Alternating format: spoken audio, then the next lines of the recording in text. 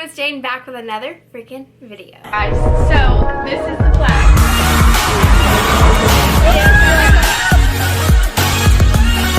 Wow, I'm a little nervous right now.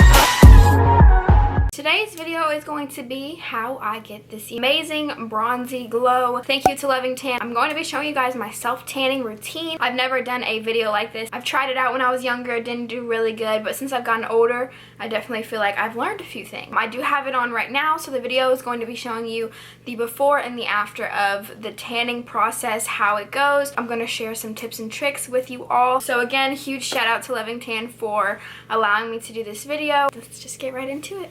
Alright, so for me, the first most important step of tanning, I think, is the prep. For me, prepping is using my exfoliating mitt. I use my exfoliating mitt in the shower. Exfoliate my arms, my legs, every part of my body that I feel like kind of gets really dry. I actually did have a little bit of trouble filming this video because recently I have acquired psoriasis, I believe. I kind of had little patches here and there, but the older that I get, the worse it gets. For some reason, yesterday my skin was just as dry as possible, so I was in the shower, I was exfoliating my legs, I also shaved my legs. You want to try and get rid of all of the hair that you can possible. Hair will affect the way that it lays on you. After your whole 24-hour mark of letting the tan sit, the tan starts to sink into your skin a little bit more and you just really need to moisturize. So moisturizing is so important when it comes to tanning. And so I am going to go to the dermatologist just to figure out exactly what it is because I'm pretty sure it's psoriasis. Everything on the internet says psoriasis. After I finish exfoliating, that's when I go ahead and I take some lotion. I use lotion on the palms of my hands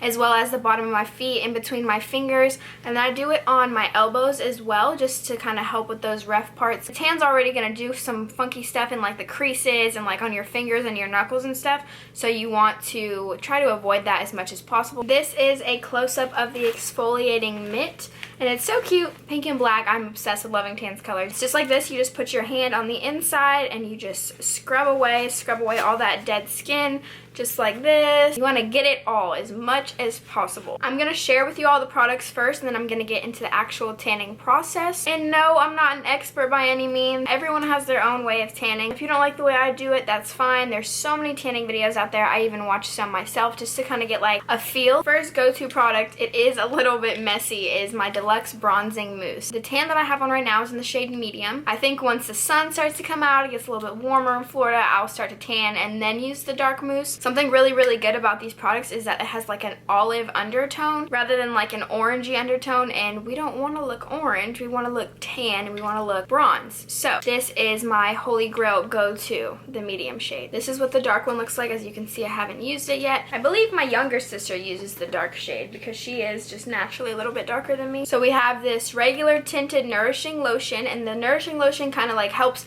bring some moisture back into your skin, especially if you have skin like me. So I use this, and then we also have this bronze shimmer luminous cream in the shade medium as well, and I like to use this on my leg. It gives you that sexy glowy look. We all need a little sexy glowy look in our life, right? Especially when you got your legs out, ladies. Valentine's Day is coming up, you want to be glowing. And then we have this tinted self tanning cream. So I use this on the days that I'm not going to be wearing face makeup. I did tan my face. I wash my face every single day. You guys should wash your face every single day, and so your face starts to get a little bit lighter. So if I don't want to wear makeup, I just put this on my face with a kabuki brush or something like that. Your fingers or hands if you want to, but you have to make sure you wash your hands because it will stain your fingers. And then I have eyelash extensions, so it kind of just makes it look like I have a natural glow going on.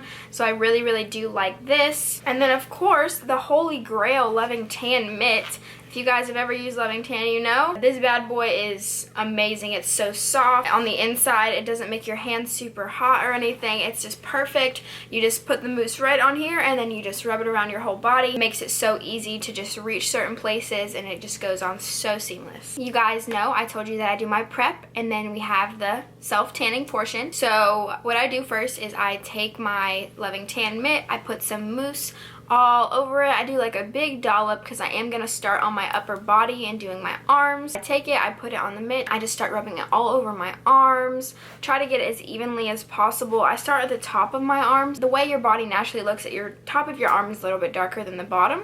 So I do the tops first, I spread it all over my shoulder, the back of my arm, and then I end up going underneath my arm as well. And I use that excess and I kind of like push it up to the top of my hand. So I saw a lot of people doing this as well because I was trying to look up tips and tricks on how to not get your hands super orange. So you use the excess and you start to just slowly glide it over your fingers and you keep them straight. And you want to make sure you move it around your fingers, that way you're getting the sides and staying away from your palm. You want to get up as far as you can on your arm without getting it on the palm of your hand because it will get really orange really fast, just because that's such a rough part of your, your hand that it just sticks and it just sucks it all in. I do my other arm as well. I repeat the same steps, and once that arm and hand is done, I do my chest. And so I do my chest, I rub it all around, and then I move it up my neck a little bit to try and, work its way up. You don't want it too dark on your neck. You want to use like the excess from your chest and rub it up. Just because your body has naturally lighter parts anyway, so you don't want it to be creasy or whatever it is. Make sure you're getting behind your neck, because you'll forget to do it and then you'll put your hair up and it'll just be this nice glowy bronzy look, and then someone takes a picture of you or your friend notices it and then you just have a white patch on the back of your neck. So make sure you're getting your neck, your ears, behind your ears.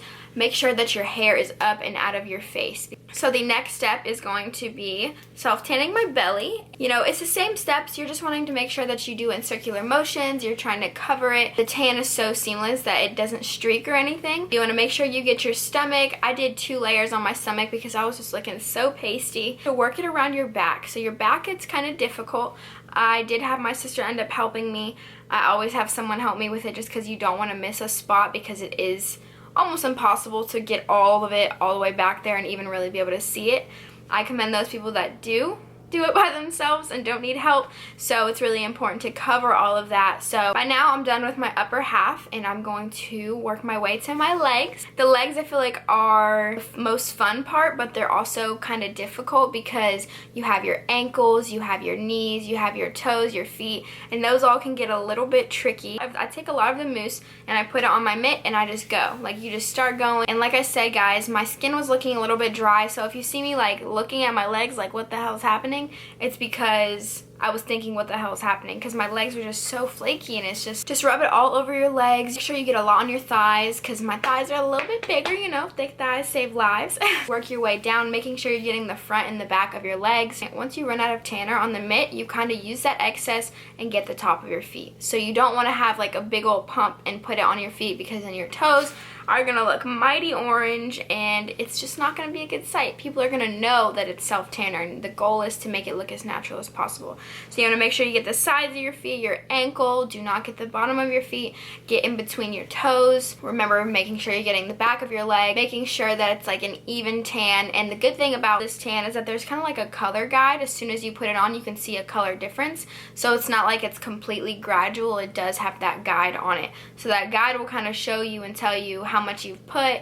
Is there a line? Like, is there a difference? Which is really helpful for beginning tanners. Kind of like myself, because I wouldn't say I'm experienced by any means. I think my tan looks really good. My hands don't look orange. Like, I feel like I did a really good job, so go me. And then I go to my face. So I was really nervous about this because of my psoriasis and skin. I do have really good skin, but sometimes it just gets really patchy, and I was afraid that I was really gonna break out. What I did was just take a little brush and I put like the smallest amount of the tanner on the end of the brush, and I just started working on my neck and my cheek to try and like blend that line, because I did have like my neck tan and my face just white. So I started to slowly blend it, and it wasn't really looking that bad. A little bit at a time, and kind of darkening my cheekbone area and my forehead, and my face ended up looking really good. You guys can see the before and after. I was looking amazing, and this is about 24 hours later. Not exactly, but the glow and the bronze is still there. Very happy with how this turned out. Check out the link in the description below if you'd like to purchase it. The code is Jaiden. You can use it to get a discount on the mousse,